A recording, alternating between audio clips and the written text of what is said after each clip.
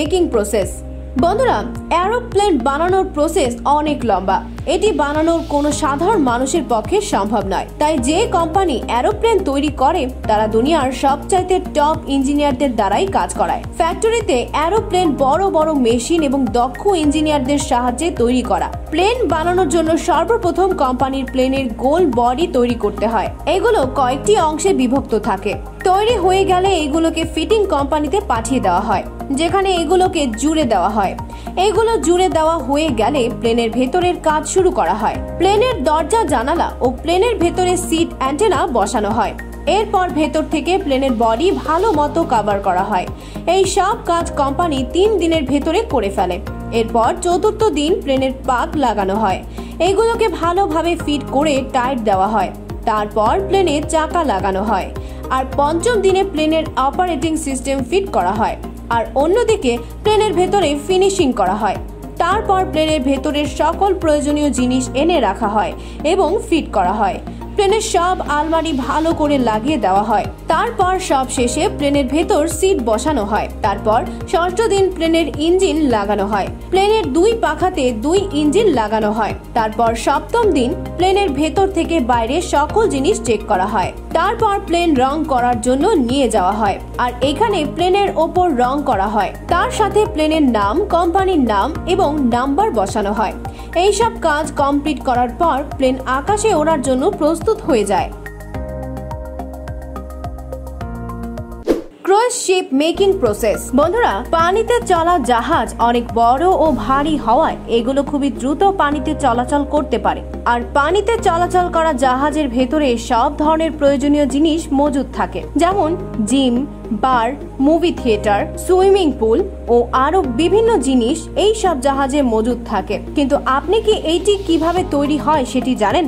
আর এর ভেতরে থাকা সকল প্রয়োজনীয় জিনিস কিভাবে বানানো হয়?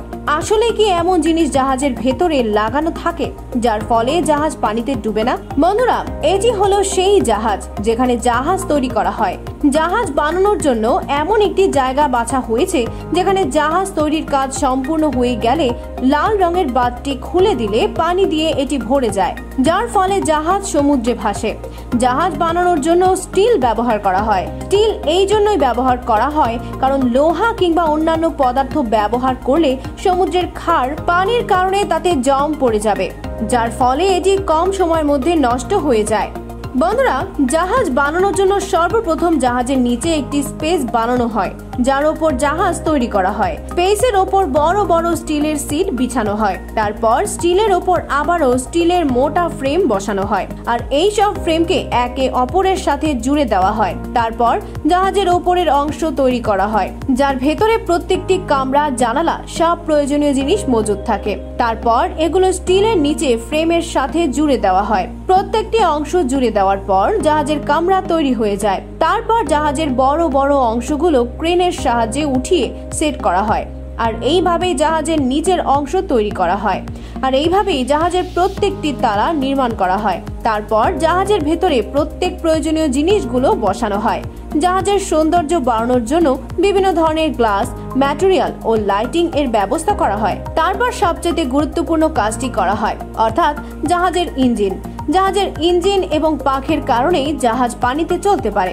এই পাখগুলো জাহাজের সামনে এবং পেছনে লাগানো হয়। সবগুলো জাহাজে রং করা হয় যাতে এতে জম না পড়ে এবং এটি পানিতে চলার জন্য একেবারে প্রস্তুত।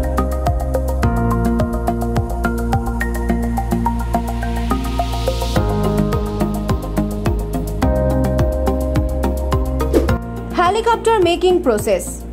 বন্ধুরা, আপনারা নিশ্চয়ই সকলে আকাশে হেলিকপ্টার উঠতে দেখে থাকবেন, কিন্তু কখনো কি ভেবে দেখেছেন এই হেলিকপ্টার আসলে আকাশে কিভাবে উড়ে আর হেলিকপ্টার কিভাবে ফ্যাক্টরিতে বানানো হয়?